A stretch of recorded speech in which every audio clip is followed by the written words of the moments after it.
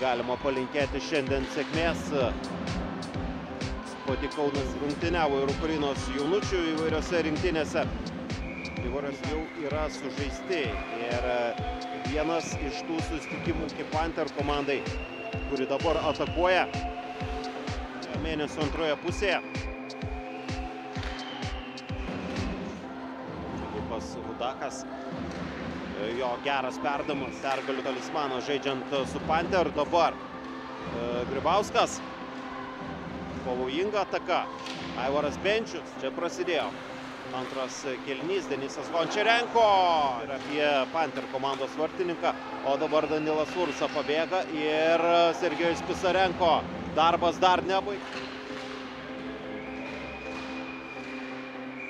6 pergalės buvo pasiektos žaidžiant prieš dvi komandas, prieš Pankus 4 kartus ir prieš City 2 kartus. Reikia stabdyti dabar Danilą Tarkovskį, kuris įsibėgėja, ir Danilas Tarkovskį. Gaila, bet Lietuvoje reikia stabdyti.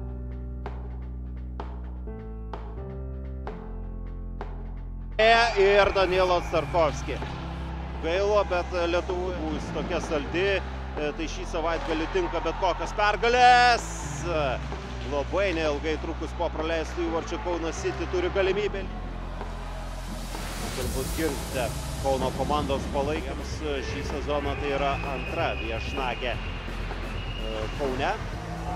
Dar vienas pavojingas momentas. Gončarenko, jo perdavimas, Hudakas jam nesėkmingas, Filipas Hudakas, Krasnožonas. Dar vienas bandymas. Gončarenko. Vušnikovas buvo šalia čia.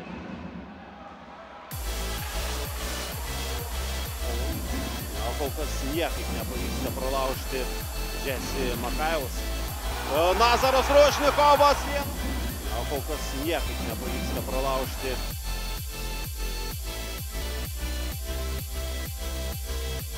Nazaras Rušnikovas. Danilas Ursa. Sibilevičius pasileidžia į priekį. Du komandos naujokai, du ukrainiečiai buvo atakos smaigalė. Sibilevičius ir pertrauka jau prasidėjus ir įsibėgėjus kėliniui. Dabar žaidimas tęsiamas ir labai pertrauka jau prasidėjus.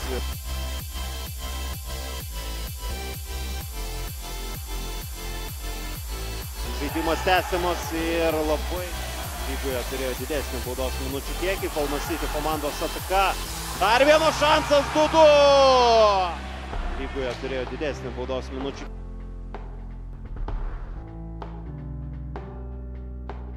Dar vienas šansas 2-2. Išnaudoti savuosius šansus, kai jie turi kiekybinį pranašumą, bet dabar pavyksta Savelinovičiui išnaudoti šansus, kai jie turi kiekybinį pranašumą, bet dabar pavyksta Savelinovičiui yra žemiau turnyro lentelėje. Vėlgi bus šansas papildyti.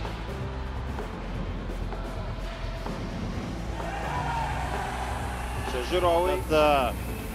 Trečiam kartui gal ir jėgų, galbūt laukia rungtynės nuo 13 valandos. Vėlgi čia Kauno ledo